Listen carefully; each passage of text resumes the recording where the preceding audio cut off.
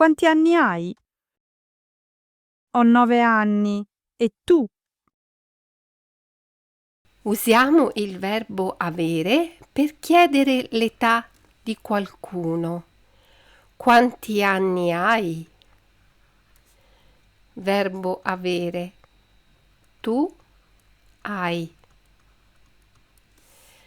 Ho 9 anni.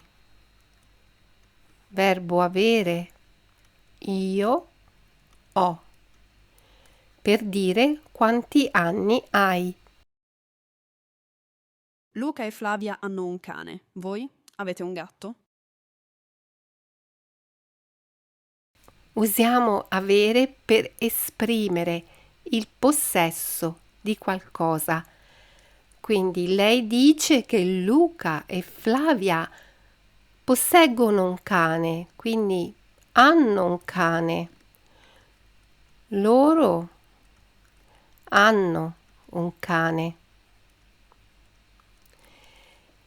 E la domanda che lei fa è: avete voi avete un gatto? Vuole sapere se loro posseggono un gatto. Guarda, Giancarlo ha caldo, io invece ho freddo. Usiamo il verbo avere anche per esprimere una sensazione. Guarda, Giancarlo ha caldo.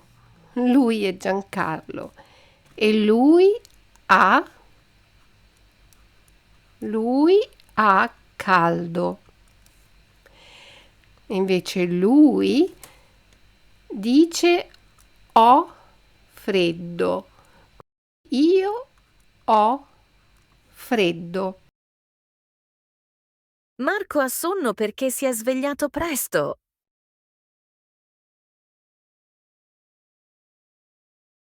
Abbiamo una bella casa.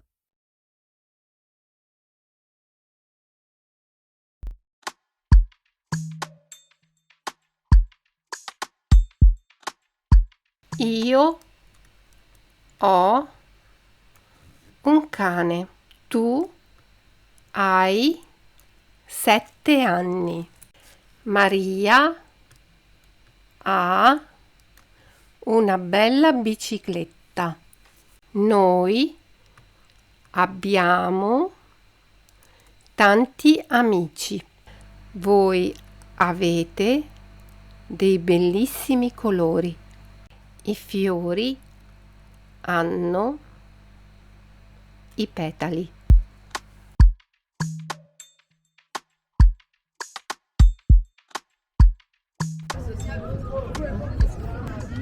Ciao Marco.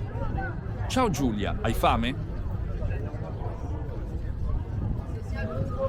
Sì, ho molta fame. E tu? Io non ho fame, ho sete.